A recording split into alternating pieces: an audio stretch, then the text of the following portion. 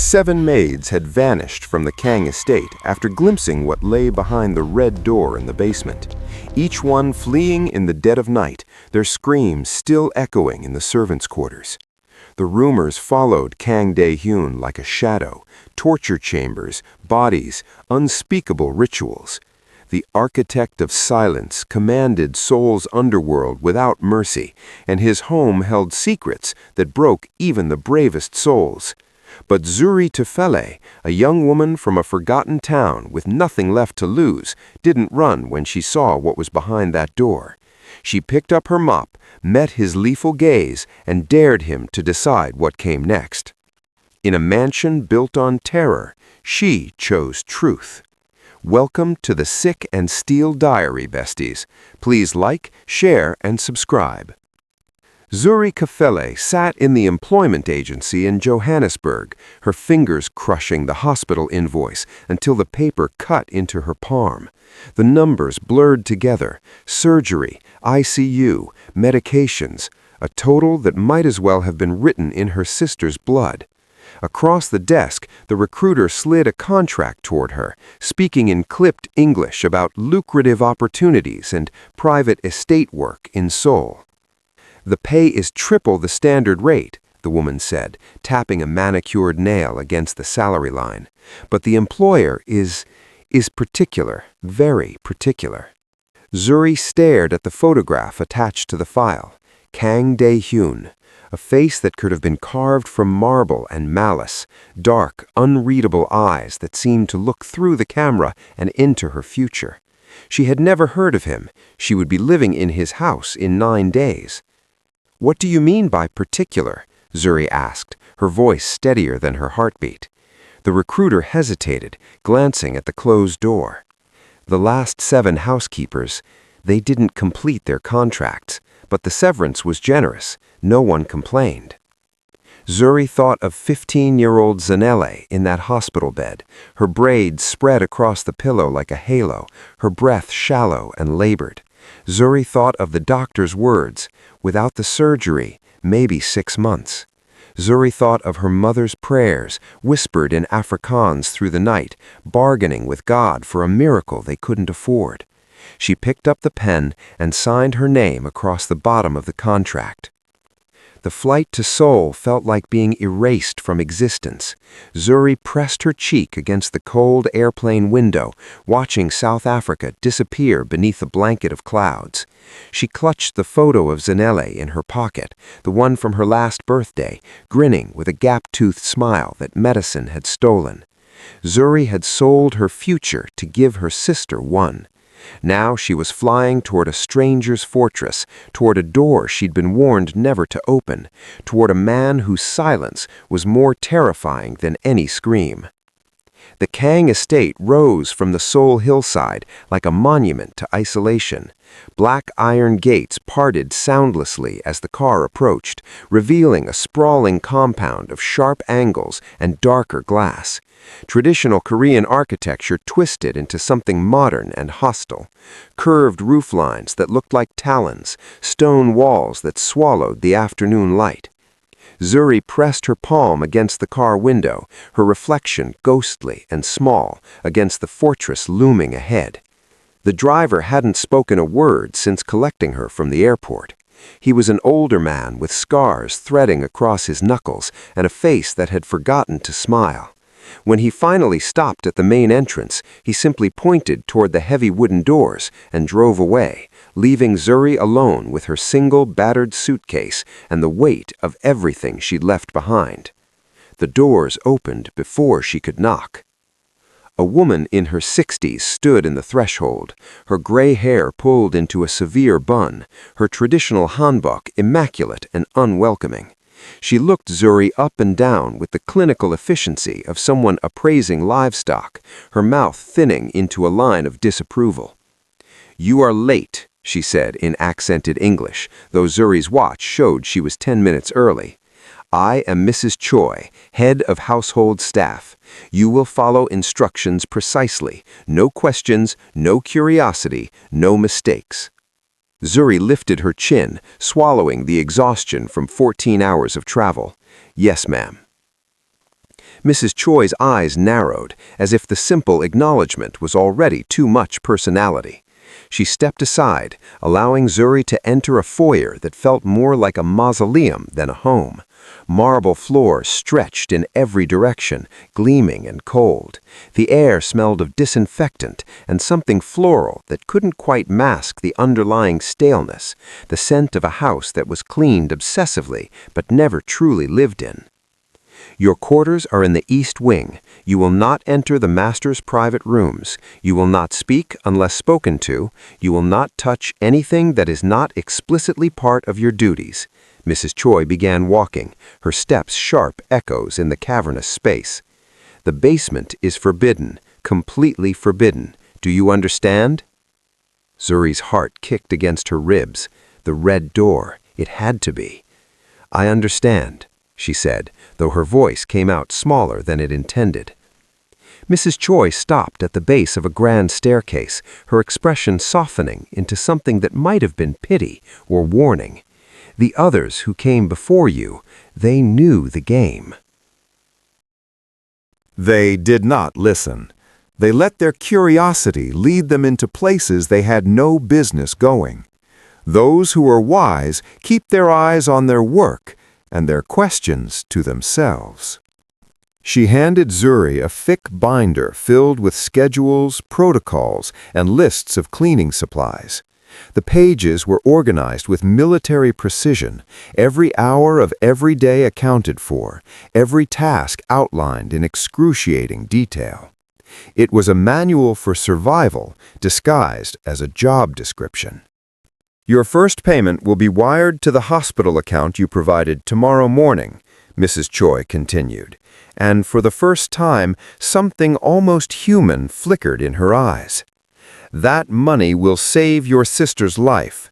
Remember that when you are tempted to be foolish. Zuri clutched the binder to her chest, the plastic cover cold against her palms. The numbers swam in her mind, the surgery costs, the post-operative care, the medications that would give Zanele a chance at 16, 17, a future that stretched beyond 6 months. She thought of her mother's tears, of her sister's fragile hope, of the weight of an entire family balanced on her shoulders. I won't be foolish, Zuri whispered. But even as she said it, her gaze drifted down the hallway toward the darkened corridor that led to the basement stairs. Somewhere below, behind a door painted red, lay the secret that had sent 7 women running into the night. And Zuri Kafele, despite every logical bone in her body, felt the pull of it like gravity, dark, inexorable, and utterly inevitable. The first 3 days passed in a blur of bleach and silence. Zuri learned quickly that the Kang estate operated on a code more rigid than any prison. Speak only when necessary, move like a shadow, and above all, never acknowledge the master of the house unless he acknowledged you first. She had seen Kang Dae-Hyun only once, a glimpse through the second-floor hallway as he moved from his study to the eastern wing. He wore all black, his presence swallowing the light around him. Even from 20 feet away, she felt the weight of his authority, the way the air itself seemed to hold its breath when he passed. Mrs. Choi had grabbed Zuri's arm and yanked her into a side corridor, pressing her finger to her lips in warning. They stood frozen until his footsteps faded into nothing.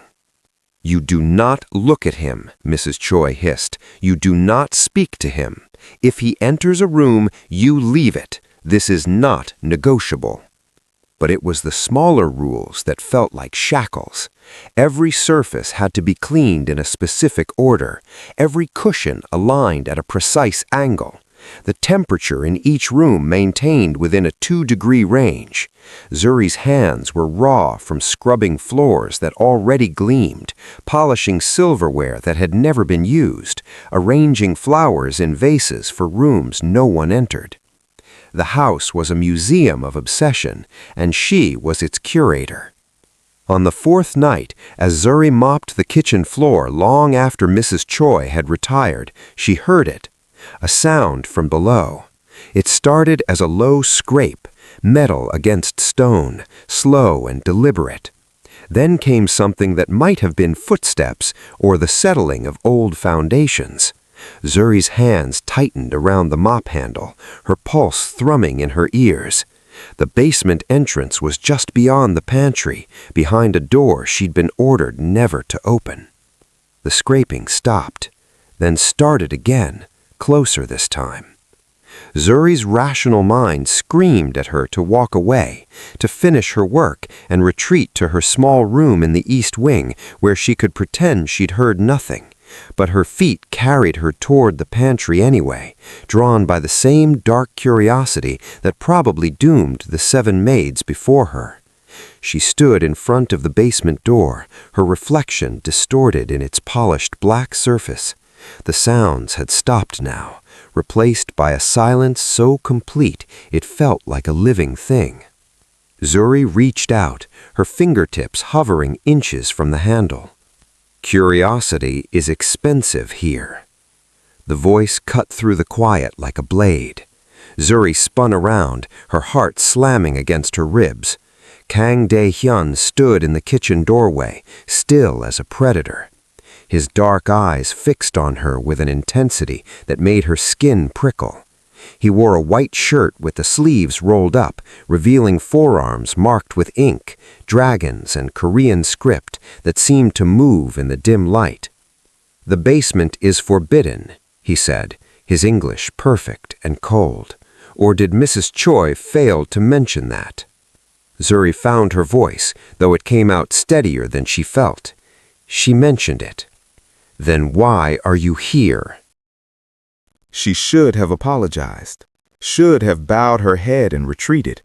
But something in his tone, the assumption that fear would make her compliant, sparked defiance in her chest. "I heard something," Zuri said, meeting his gaze. "I wanted to make sure everything was secure." A muscle twitched in his jaw. For a long moment, he simply stared at her, as if she were a puzzle he couldn't quite solve. Then he stepped closer, and Zuri forced herself not to back away. "Go to your room," he said quietly, "and stay away from doors that aren't meant for you." He turned and disappeared down the hallway, leaving Zuri alone with her racing heart and the basement door that seemed to whisper promises of ruin. The envelope arrived on the 6th day, slipped under Zuri's door while she slept.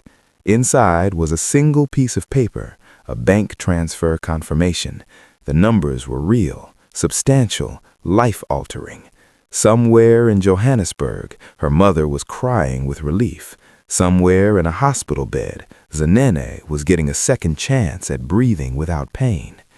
Zuri pressed the paper to her chest and allowed herself one moment of gratitude before the guilt crashed over her.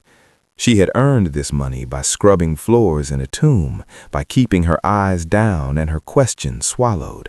She had sold her curiosity for her sister's life, and it should have been enough. It wasn't. The basement door haunted her dreams. Every night she heard the scraping sounds, the phantom footsteps, the whisper of secrets buried in the dark. During the day, she moved through her tasks like a ghost, her mind always circling back to the question that had consumed 7 women before her. What was behind the red door? Mrs. Choi watched her with increasing suspicion, as if she could smell the rebellion brewing beneath Zuri's compliant exterior.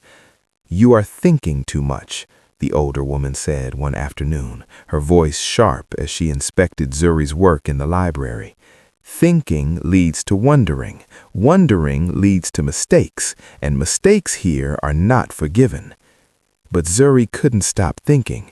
She cataloged every locked door, every forbidden corridor, every time Kang Dae-Hyun descended into the basement and emerged hours later with shadows in his eyes. She told herself she was being careful, observant, smart. She didn't admit that she was building a map of her own destruction. The key found her on a Tuesday morning, hidden in the estate's winter garden. Zuri had been sent to trim the dead blooms from the camellia bushes, a task that felt absurd given that spring hadn't fully arrived and most of the flowers were already wilting. She worked methodically, her pruning shears clicking in the cold air, when something metallic caught the light beneath a stone bench. At first, she thought it was a coin or a piece of jewelry lost by some previous staff member. But when she knelt and brushed away the frost-covered moss, her breath caught. A key, small, ornate, with a head shaped like a blooming rose and a shaft that gleamed dark red in the pale sunlight. It looked old, deliberate, important, and it had been placed there, not dropped, but hidden, wrapped carefully in a waterproof cloth that someone had tucked beneath the bench's loose stone foundation. Zuri's hands trembled as she lifted it. The metal was cold against her palm, heavier than it should have been, as if it carried the weight of all the warnings she'd been given. She should have taken it to Mrs. Choi immediately, should have turned it in and forgotten she'd ever seen it. Instead, she slipped it into her apron pocket and finished pruning the camellias. That night, sleep was impossible. Zuri lay in her narrow bed, staring at the ceiling while her mind waged war with itself. The key sat on her nightstand, gleaming accusingly in the moonlight that filtered through her window. She thought of Zanele's surgery, now scheduled for the end of the month. She thought of her mother's tears of joy during their last phone call. She thought of the contract she'd signed, the debt she'd incurred, the fragile lifeline she was gambling with. But she also thought of the 7 maids who had fled. What had they seen that was worth abandoning good money and stable work? What kind of horror or truth lay behind that red door? At 2 in the morning, Zuri made her decision. She dressed in dark clothes and moved through the estate like she'd been trained to, silent, invisible, a shadow among shadows. The house was different at night, alive with creaks and whispers that the daylight didn't permit. Every step felt like a betrayal of the promise she'd made to herself, to her family, to survival itself. The basement door was exactly where it had always been, black and imposing in the dim hallway beyond the kitchen. Zuri's heart hammered so loudly she was certain it would wake the entire estate. She reached for the handle, half expecting it to be locked, half hoping it would be. It wasn't. The door swung open on silent hinges, revealing a stone staircase that descended into absolute darkness. Cold air rushed up from below, carrying with it the scent of old metal and something floral that made her skin prickle with recognition. At the bottom of the stairs, barely visible in the shadows, was another door. This one was painted red. Zuri pulled the key from her pocket. Her hand shook as she descended the stairs, each step an irreversible commitment to whatever came next. The red door loomed larger with every footfall, its surface glossy and perfect, unmarred by age or violence. There was no sound from beyond it, no screams, no scraping, no evidence of the horrors rumored to exist. Only silence. And silence, Zuri had learned, was often more terrifying than noise. She stood before the door, the crimson key warm now in her palm, and thought of her sister's smile. Then she thought of her own reflection in the employment agency window back in Johannesburg, a woman who had already disappeared the moment she signed that contract. What was one more vanishing act? Zuri inserted the key into the lock. It fit perfectly, as if it had been made for her hand, for this moment, for this choice. She turned it slowly, feeling the tumblers click into place, and pushed the door open. The red door swung wide, and Zuri Kafele stepped into the room that had broken 7 women before her.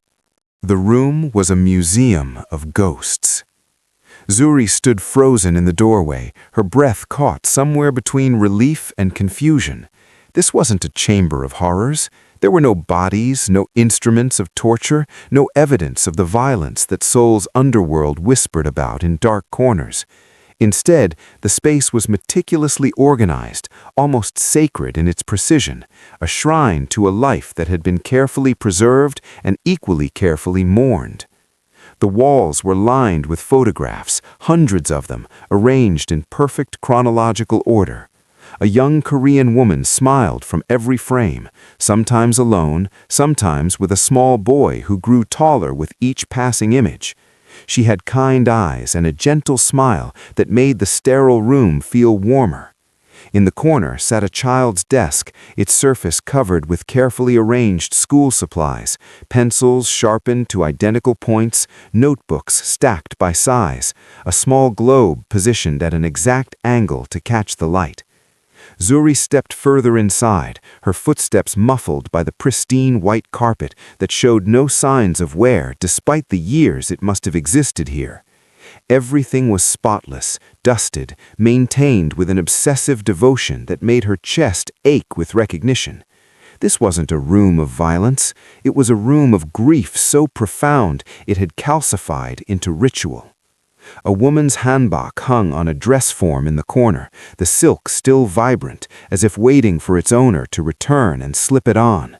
Beside it, a child's school uniform, pressed, perfect, too small for the boy in the later photographs. On a low table sat a tea service for two, the cups positioned exactly 3 inches apart, the pot angled as if mid-pour, frozen in a moment that would never complete itself. Zuri's gaze drifted to the far wall, where a single shelf held what looked like medical reports in plastic sleeves, organized by date. She didn't need to read Korean to understand the progression, the thickness of the files increasing over time, the red stamps that appeared with greater frequency, the final documents that were surely death certificates. "You shouldn't be here." The voice was quiet, devastated, and so close that Zuri gasped and spun around. Kang Dae-Hyun stood in the doorway, backlit by the dim hallway beyond. He wasn't angry. Anger would have been easier to face. Instead, his expression was hollow, stripped of the control and authority she'd seen before. He looked at her the way someone might look at a stranger who had walked uninvited into their most private grief. "I'm sorry," Zuri whispered, and meant it with an intensity that surprised her. "I thought, the rumors said, that I was a monster." His voice was flat, mechanical. "That this was where I kept my victims?" He stepped into the room, and Zuri saw that his hands were shaking. "The truth is so much more pathetic, isn't it?" He moved to the photographs, his fingers hovering over one image, the woman and the boy at what looked like a birthday party, both of them laughing at something beyond the frame. "My wife, my son. 7 years ago, a car accident that I wasn't in because I was too busy building an empire of blood and silence." Zuri's throat tightened. She understood now why 7 maids had fled, not from horror, but from the unbearable intimacy of witnessing a powerful man's complete unraveling. This room was his confession, his penance, his prison. "The maids," Dae-Hyun continued, his voice barely audible. "They ran because I couldn't let them leave after they saw this. I thought if they told anyone, if they spread the story of the great architect of silence keeping a shrine like some obsessed child." I laughed, bitter and broken. My reputation would crumble. My enemies would see weakness. So I let them go with enough money to disappear and enough fear to stay silent. He turned to face her fully, and Zuri saw the exhaustion etched into every line of his face. "But you're still here. You haven't screamed. You haven't run." Zuri looked around the room again, at the preserved love, the organized grief, the desperate attempt to control the uncontrollable. She thought of her own mother's prayers in the dark, of Zanel's fragile breath, of the way loss could turn anyone into something they didn't recognize. "My sister is dying," she said quietly, "or she was, before you paid for her surgery. I understand what it means to bargain with fate, to try to control things that can't be controlled." Something shifted in his expression, surprise maybe, or the faint flicker of recognition. "You should still run," he said. "Everyone else did." Zuri picked up the mop she'd dropped outside the door when she'd first entered. She looked at the spotless floor, at the dust-free surfaces, at the evidence of a man who cleaned and organized and maintained because it was the only thing that kept him from disappearing entirely. "Someone needs to dust those picture frames," she said, meeting his gaze. "And that tea service is positioned 3 millimeters off-center. It's bothering me." For the first time since she'd met him, Kang Dae-Hyun's carefully constructed mask cracked, and something almost human showed through. The silence between them stretched like a wire pulled too tight, ready to snap. Dae-Hyun stared at Zuri as if she'd spoken in a language he'd forgotten existed, his dark eyes searching her face for the fear that should have been there. When he didn't find it, something dangerous flickered across his expression. "You think this is a game?" His voice dropped to a whisper that was somehow more threatening than a shout. "You think because you've seen my weakness, you have power here?" Zuri's heart hammered against her ribs, but she kept her grip steady on the mop handle. "I think you've been alone with your grief for so long that you've forgotten what it looks like when someone isn't afraid of you. I'm not playing games, Mr. Kang. I'm just not impressed by threats from a man who arranges teacups for ghosts." The words hung in the air between them, sharp and reckless. Mrs. Choi would have fainted. The other maids had probably fled for less. But Zuri had already crossed the threshold. There was no safe retreat now, only forward into whatever truth lived in this room. Dae-Hyun moved so quickly she barely registered it. One moment he was by the photographs, the next he was inches from her, his presence overwhelming, his hand gripping her waist with controlled precision. Not enough to hurt, but enough to remind her that he could. "You have no idea who I am," his breath warm against her face.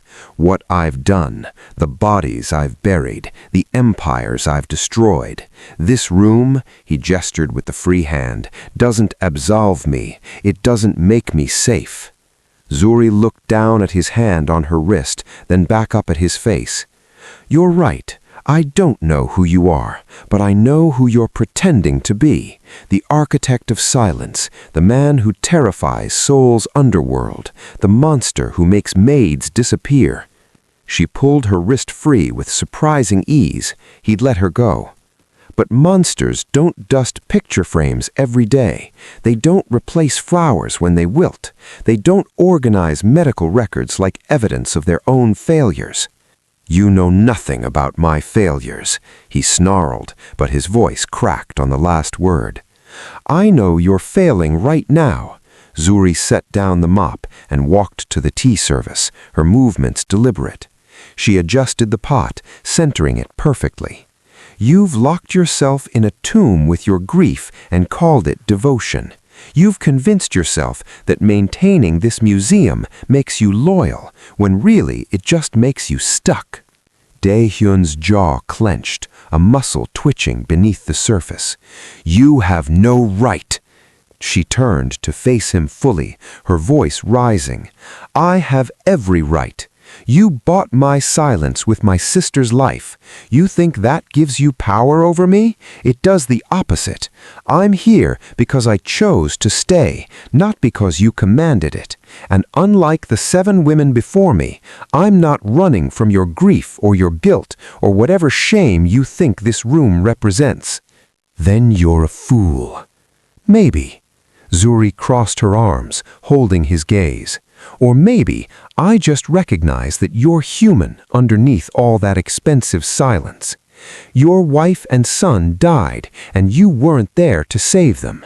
So you built this shrine and convinced yourself that if you kept everything perfect, if you controlled every detail, you could somehow undo what happened. But it doesn't work like that, does it?" The words hit him like physical blows. Dae-Hyun's carefully constructed composure shattered, and for a moment Zuri saw the raw grief beneath, the kind of pain that turned people into ghosts long before they died. "You should be afraid of me," he quietly said, desperately, as if fear was the only language he understood anymore. Zuri stepped closer. close enough to see the exhaustion carved into his features, the shadows under his eyes that no amount of control could hide. "I am afraid of you," she admitted, "but I'm more afraid of what happens if I run. Not because you'll hurt me, but because I'll spend the rest of my life wondering if I could have helped." "Helped?" He laughed, bitter and broken. "I don't need help. I need someone to tell you the truth." Zuri gestured to the room. "This isn't love, it's imprisonment. You've locked yourself in here with your dead, and you're slowly becoming one of them." Dae-Hyun's hands clenched into fists at his sides. "Get out." "No." The single word hung between them like a challenge. Zuri watched him process her refusal, saw the war playing out behind his eyes, the instinct to enforce his will against the unfamiliar experience of someone who wouldn't bend. "I could make you leave," he said, but there was no conviction in it. "You could." Zuri picked up a cloth from her apron and walked to the nearest photograph, gently wiping dust from the frame. Gently wiping dust from the frame. "But you won't. Because despite everything you've convinced yourself you are, you're tired of being alone with your ghosts." She turned to look at him over her shoulder. "So here's what's going to happen, Mr. Kang. You're going to let me clean this room properly, and then you're going to sit down and drink tea with me, not with the memory of your wife, but with an actual living person, and we're going to talk about what happens when you stop hiding." Dae-Hyun stared at her, his expression unreadable. Then, slowly, almost imperceptibly, his shoulders sagged. "You're insane," he whispered.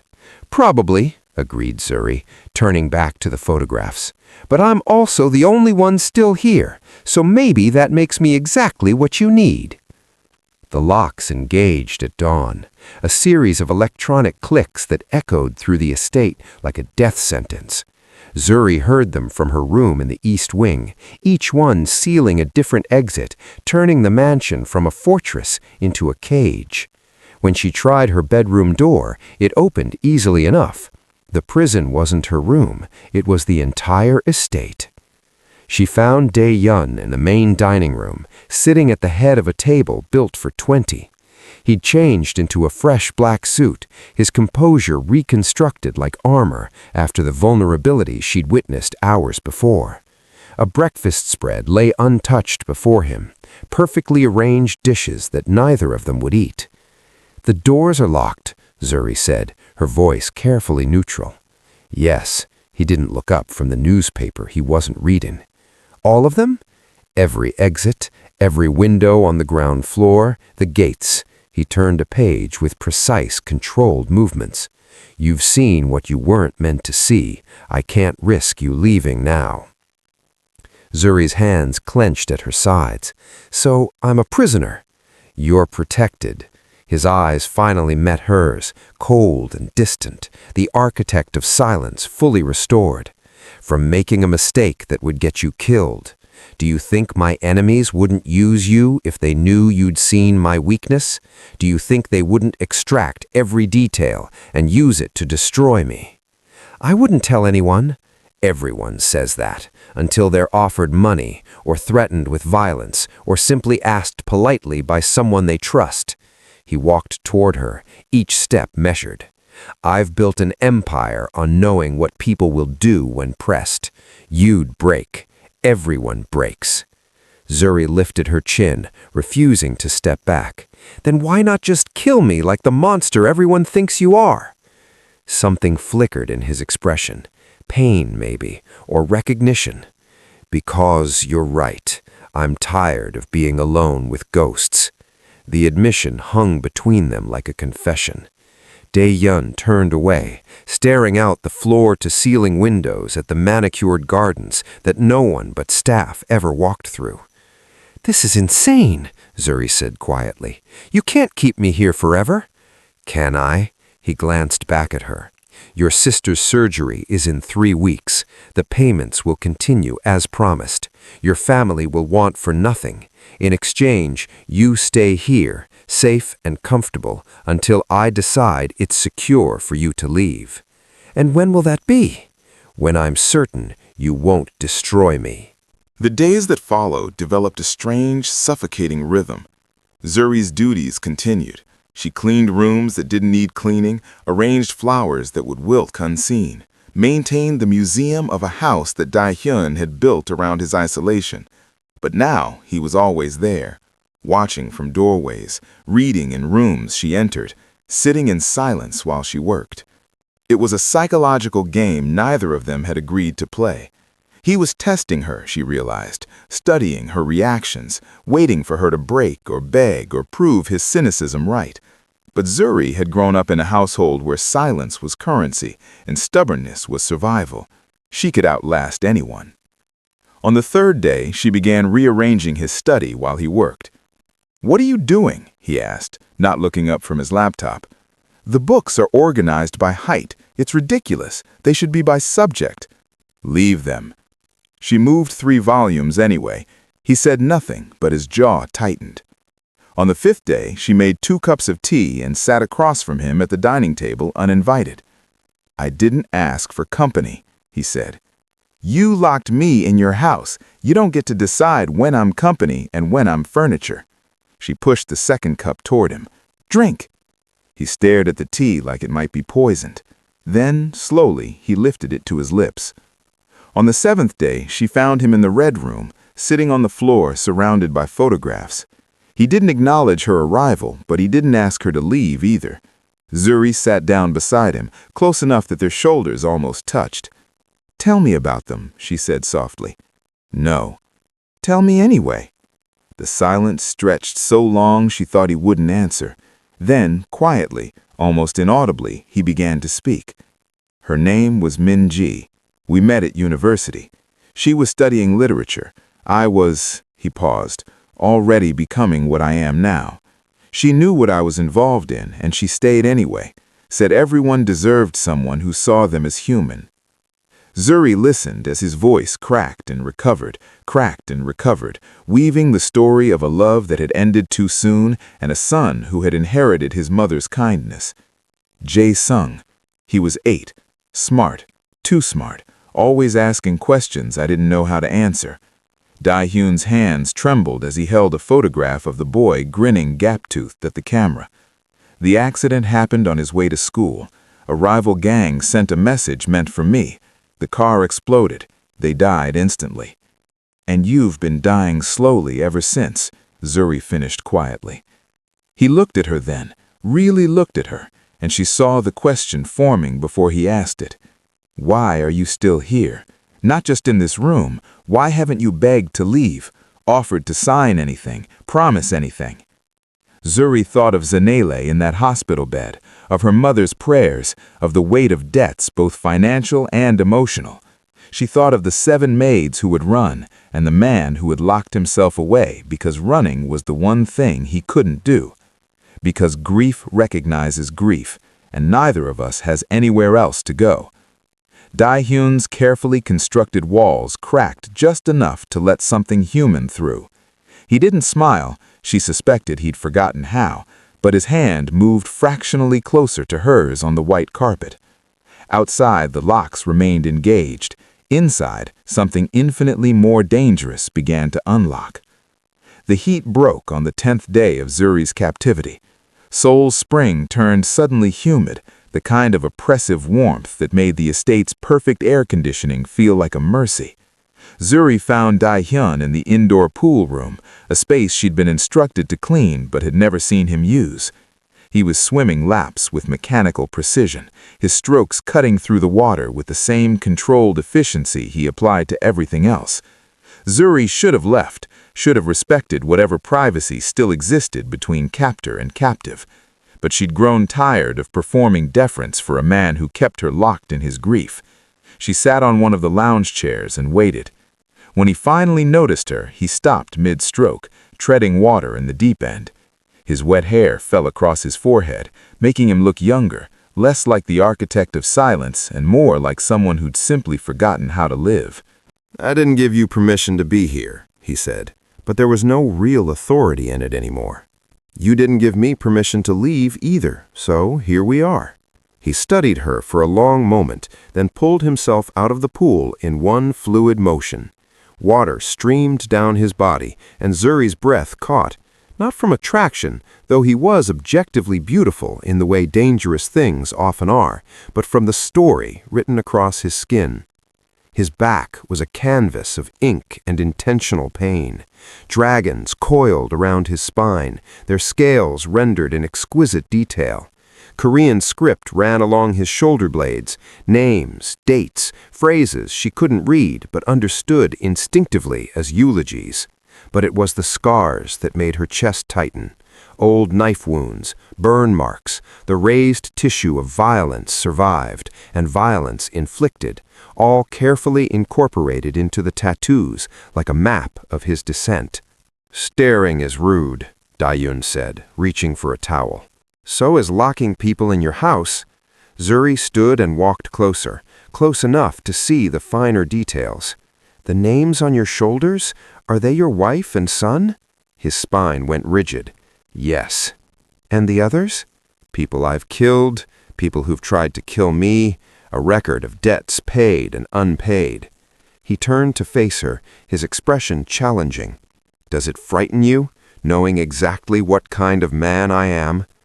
Zuri met his gaze without flinching. "I've known what kind of man you are since the first day. The ink doesn't change anything." "Then you're either very brave or very stupid." "Maybe both." She gestured to the lounge chair. "Sit, you're dripping all over the marble, and I'll have to clean it anyway." To her surprise, he obeyed. They sat in silence for a moment, the only sound the gentle lapping of pool water against tile. Zuri could feel him watching her, waiting for judgment or fear, or the disgust he probably thought he deserved.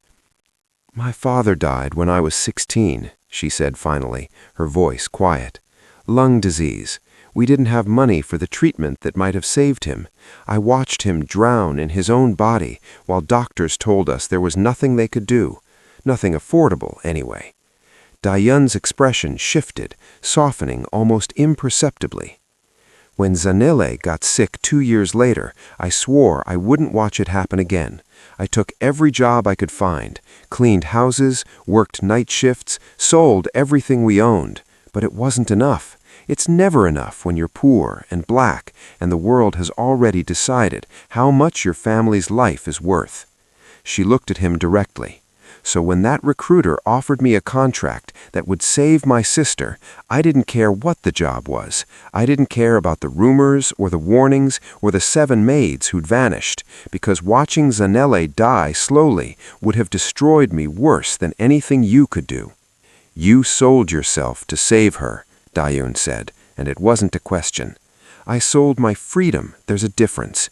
You think you're the only one who understands sacrifice? The only one who's bargained with fate and lost?" "I never said." "You didn't have to. It's written all over you."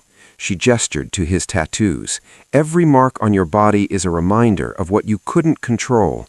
But at least you chose your violence.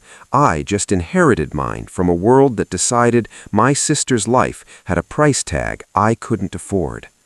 Dae-Hyun was quiet for a long time, his fingers tracing the edge of the towel draped across his shoulders. When he finally spoke, his voice was rawer than she'd ever heard it. "Min-ji used to say that guilt was just love with nowhere to go, that carrying it was how we proved we still cared. I didn't understand what she meant until after she was gone. And now? Now I think she was right about everything." He looked at Zuri's eyes, including the fact that isolating myself was the cruelest thing I could do to her memory. Zuri felt something shift between them. Not attraction exactly, but recognition. 2 people who'd both learned that love could be measured in sacrifice, and that sometimes sacrifice looked like staying when everyone else had the good sense to run. "The locks," she said quietly. "Are they to keep me in or to keep the world out?" Dae-Hyun's jaw tightened. "Both. Neither. I don't know anymore." "Then maybe it's time to find out." Zuri stood and walked to the edge of the pool, staring at her reflection in the water. "Because I'm not one of your tattoos, Dae-Hyun. I'm not a debt you can ink into your skin and call settled. If you want me to stay, it has to be a choice, not a prison sentence." Behind her, she heard him stand, felt him approach. When he spoke, his voice was barely above a whisper. "What if I unlock the doors and you leave?" Zuri turned to face him. "What if I don't?" The question hung between them like a bridge across an impossible distance, and for the first time since she'd entered his world, Zuri saw something in his eyes that looked almost like hope. The first gunshot shattered the dining room window at 3:47 a.m. Zuri woke to the sound of glass exploding and alarms screaming through the estate. She bolted upright, her heart hammering as footsteps thundered through the hallways below. For a disoriented moment, she thought it was a dream, the kind of nightmare that came from living in a house built on violence and silence. Then her bedroom door burst open. Dae-Hyun stood in the threshold, wearing all black, a gun in his hand. His expression was cold, clinical, the architect of silence, fully armed and operational. "Get up, now." Zuri scrambled out of bed, still in the sleep clothes she'd been given. "What's happening?" "The Jung Pa, a rival syndicate." He grabbed her arm, pulling her into the hallway. "Someone told them about the Red Room. They think I'm hiding evidence there. Names, accounts, leverage they can use to destroy me." "Are you?" "No, but they won't believe that until they see for themselves." His grip tightened as another volley of gunfire erupted from somewhere in the East Wing, and I can't let them see what's actually there. They ran through the darkened corridors, Dae-Hyun moving with the practiced efficiency of someone who'd planned for this 1,000 times. Mrs. Choi appeared from a side passage, her face pale but composed, a phone pressed to her ear. "Security is 10 minutes out," she said in rapid Korean, then switched to English for Zuri's benefit. "But they've breached the south entrance, at least 8 men, heavily armed." Dae-Hyun swore under his breath. "Take her to the safe room in my study. Lock it from the inside. Don't open it for anyone but me." "No," Zuri pulled her arm free. "If they're coming for the Red Room, that's where you're going. I'm not hiding while you—" "This isn't a negotiation." His voice was steel. "These men will kill you without hesitation if they think it'll hurt me. And right now, keeping you alive is the only thing I—" He stopped himself, jaw clenching. "Just go with Mrs. Choi." But before either of them could move, the lights went out.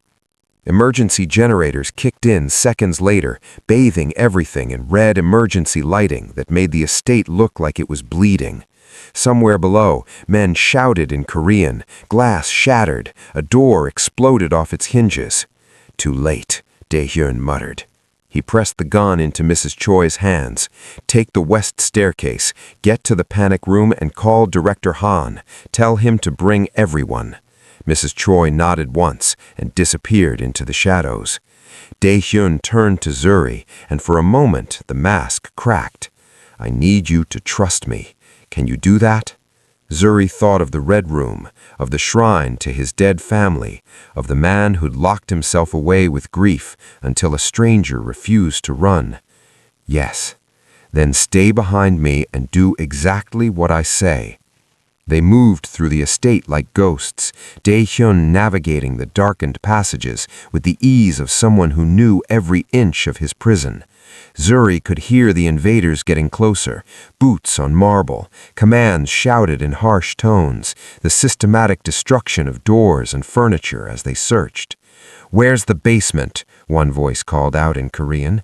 Zuri didn't need to understand the language to catch the intent. They reached the kitchen just as 3 men rounded the corner from the opposite direction. Dae-Hyun moved before Zuri could process the threat, a blur of controlled violence that ended with 2 men unconscious and the third pressed against the wall, Dae-Hyun's forearm across his throat. "Who sent you?" Dae-Hyun asked in Korean, his voice lethal.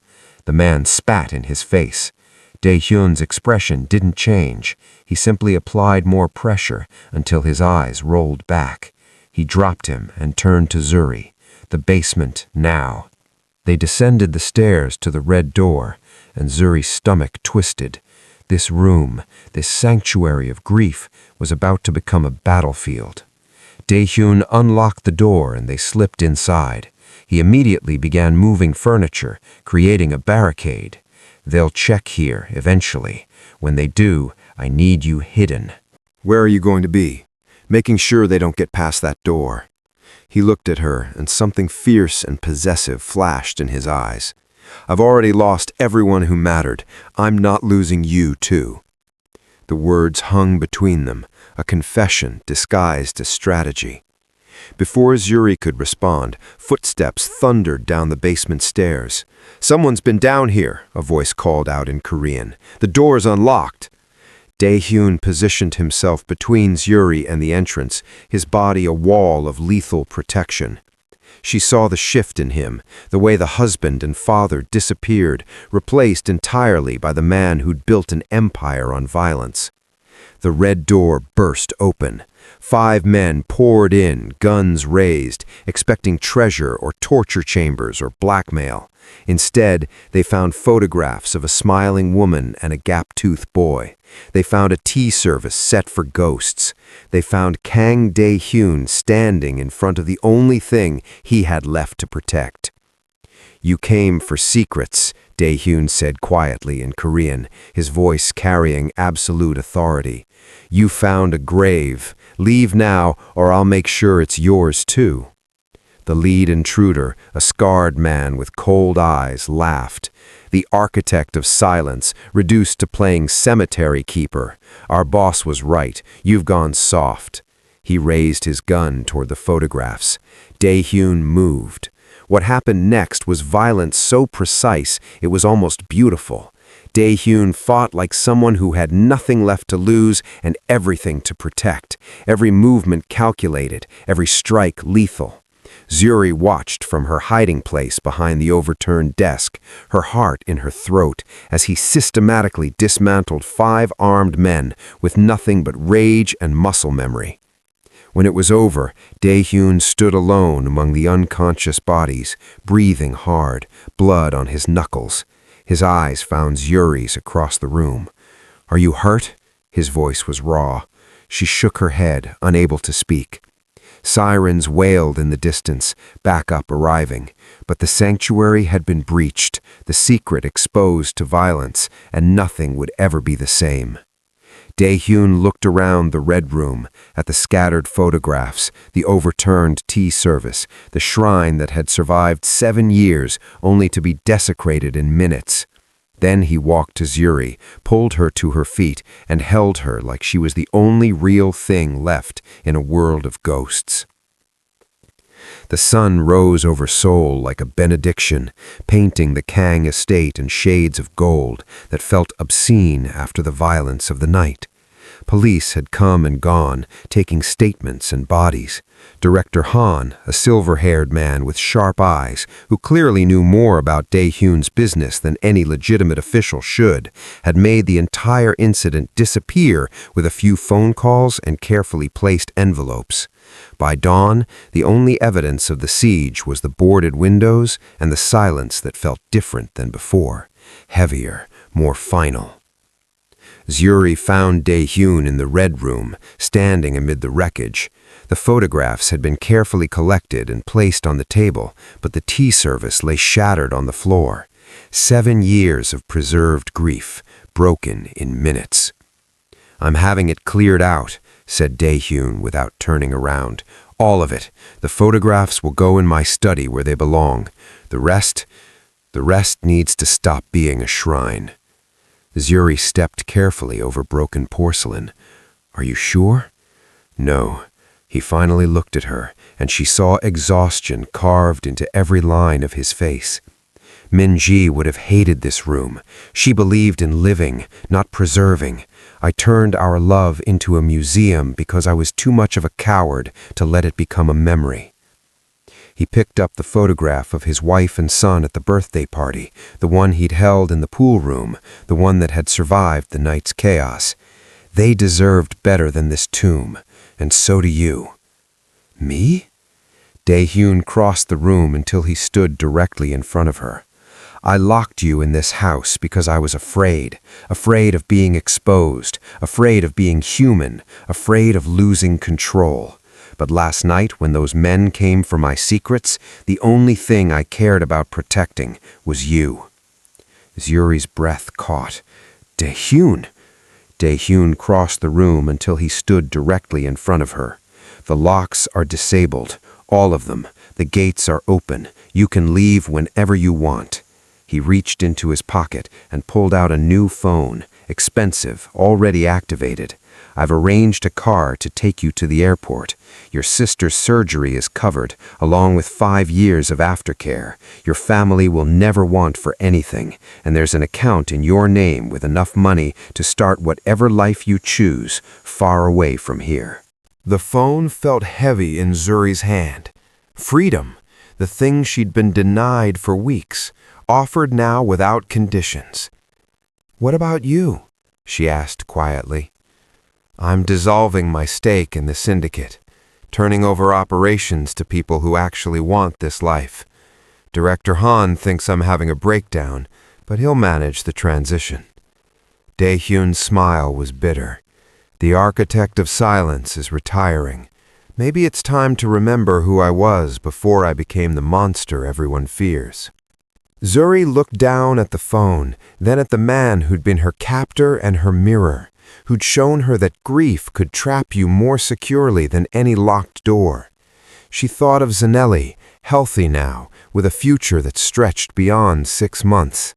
She thought of her mother's prayers finally answered. She thought of the 7 maids who'd run and the choice she'd made to stay. "The car," she said slowly. "How long until it arrives?" 2 hours. I thought you'd want time to pack." Zuri set the phone on the table next to the photograph of Min-ji and Jae-sung. Then she walked to the red door, the door that had haunted 7 women before her, and pulled it off its hinges. The old wood and metal crashed to the floor with a sound like liberation. "What are you doing?" Dae-Hyun asked, stunned. "You said Min-ji believed in living, not preserving. So let's start by getting rid of the door that kept you locked away." Zuri turned to face him, her heart hammering, but her voice steady. "And then we're going to have breakfast, together, in the dining room with the windows open and the gates unlocked, like actual human beings." "Zuri? I'm not running, Dae-Hyun. Not from you, not from this house, not from whatever happens next." She gestured to the destroyed shrine. "But I'm also not staying as your maid or your prisoner or your penance project. If I stay, it's as someone who chooses to be here, as an equal." Something shifted in his expression, hope warring with disbelief. "You're choosing to stay?" "I'm choosing to have breakfast first and decide after." She walked past him, stepping over the fallen door. "But I think we both know I already made my choice the night I didn't run from what was behind the red door." Dae-Hyun followed her up the basement stairs into the kitchen that was no longer forbidden, through hallways that no longer felt like a mausoleum. Mrs. Choi appeared from the east wing, her eyes widening at the sight of them together, no longer master and servant, but 2 people who'd survived the same siege. "Mrs. Choi," Dae-Hyun said, his voice carrying authority that felt different than before. "Set 2 places for breakfast, the formal dining room, and open all the curtains. It's time this house remembered what sunlight looks like." The older woman's stern expression cracked into something that might have been approval. "Yes, sir. And Miss Kafele, shall I prepare your room in the east wing, or will you be needing different accommodations?" The question hung in the air, weighted with implications neither of them had spoken out loud. "The east wing is fine, for now," Zuri said carefully. Mrs. Choi nodded knowingly and disappeared toward the kitchen. They stood together in the foyer where Zuri had first arrived weeks ago, the place that had felt like a tomb. Now, with sunlight streaming through the open windows and the locks disengaged, it felt like something else entirely, a threshold, a beginning. "I don't know how to do this," Dae-Hyun admitted quietly, "how to be something other than what I've been." Zuri took his hand, scarred, tattooed, still blood-stained from the night's violence. "Then we'll figure it out together, one open door at a time." Outside, the gate stood wide. The car that would take her to freedom waited in the distance. But Zuri Kafele, who'd come to Seoul to save her sister and stayed to save a man who'd forgotten he was human, walked with Kang Dae-Hyun toward a breakfast table set for 2. 7 maids had run from the red door, but the 8th had stayed, picked up her mop, and taught the architect of silence that the most terrifying thing wasn't what lay behind locked doors. It was learning to leave them open.